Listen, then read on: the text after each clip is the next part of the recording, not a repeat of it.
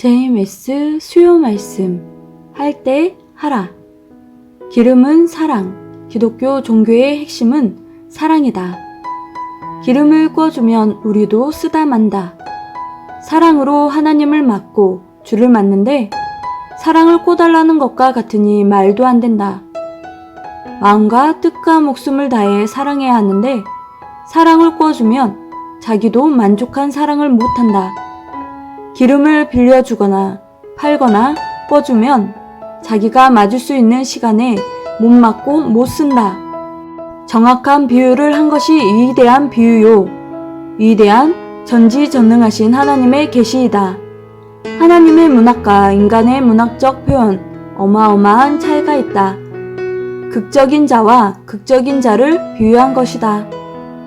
맞은 자는 극적으로 지혜롭고 못 맞은 자는 극적으로 미련하다. 사람은 똑같은데 얼굴도 분장하면 다 예쁘고 옷도 입으면 다 예쁜데 미련하면 못 봐준다. 미련하면 안 된다. 솔로몬도 말하길 인물이 좋아도 미련하면 같이 못 산다. 각각 살아야 한다. 답답해서 같이 못 산다. 병난다 했다. 미련하면 인물이든 뭐든 안 된다. 미련은 모르는 자들을 말한다. 모르는 자, 자기 주관이 너무 강하고 무섭고 자기 주관대로 한다. 모르는 자, 미련한 자와 같이 못 산다. 주를 제대로 모르고 하나님을 제대로 모르고 만주의 주를 제대로 모르면 미련한 자들이다. 누가 어떻다 저렇다 함부로 말하면 안 된다. 왜?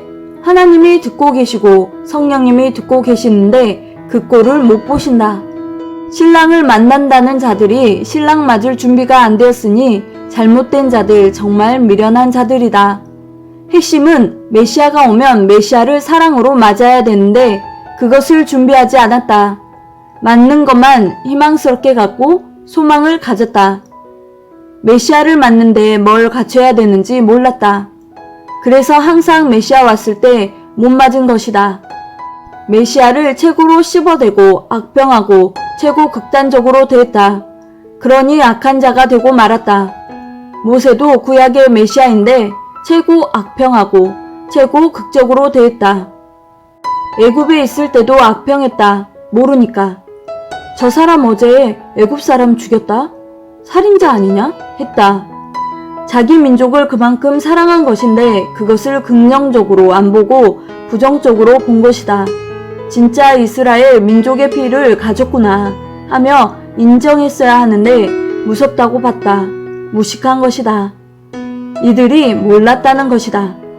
그때도 악평했을 때 결단하고 같이 따라 나오며 애굽에서 이끌어내어 구원해 준 것인데 이미 끌고 나온 자들이 악평하고 투덜대고 그러다가 하나님이 꼴을 안 보시고 광야 땅에서 보내게 하셨다.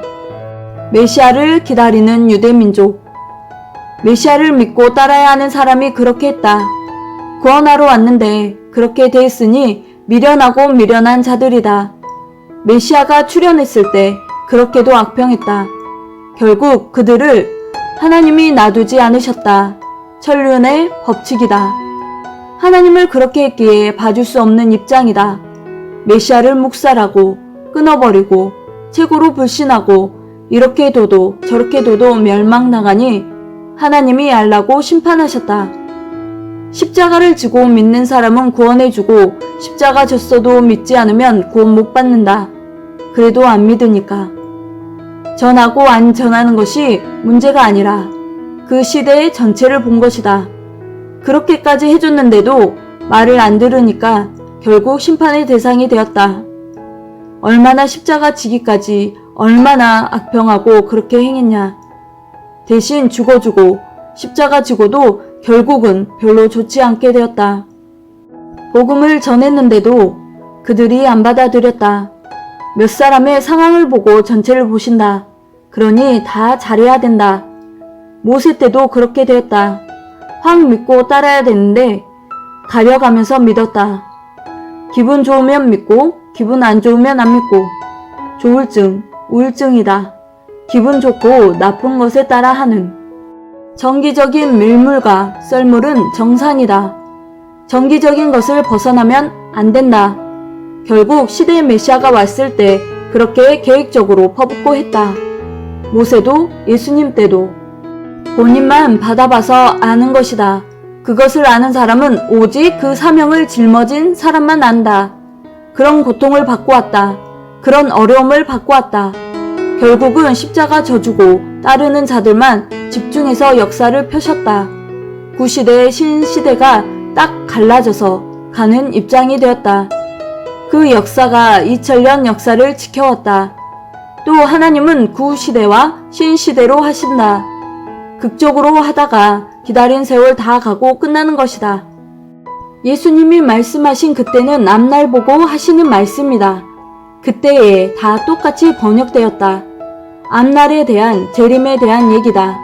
초림에 대한 얘기는 자녀권이지만 예수님이 재림에 대한 얘기를 강력하게 하셨다.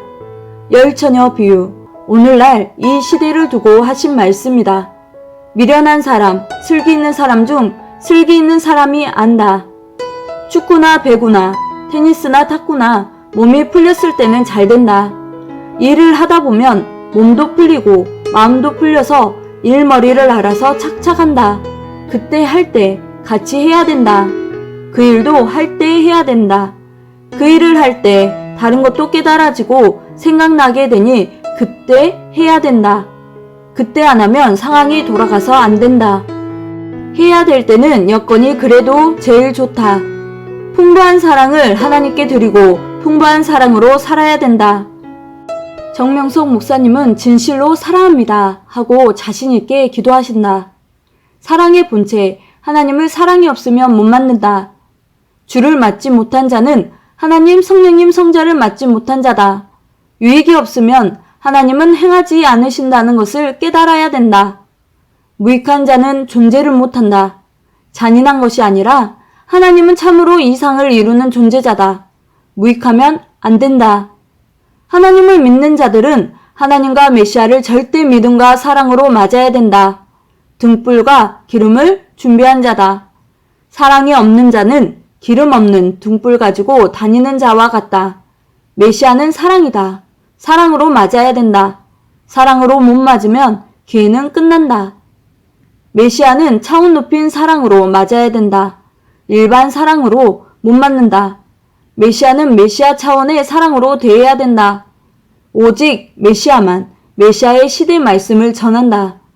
주를 사랑으로 대해주는 자만 맞는다. 주는 사랑의 본체인 하나님, 성령님, 성자와 일체되어 오는 육신이기에 그러하다. 사랑하는 자만 오늘도 내일도 맞는다. 사랑은 영원하기 때문이다. 맞은 자만 맞는 방법을 안다.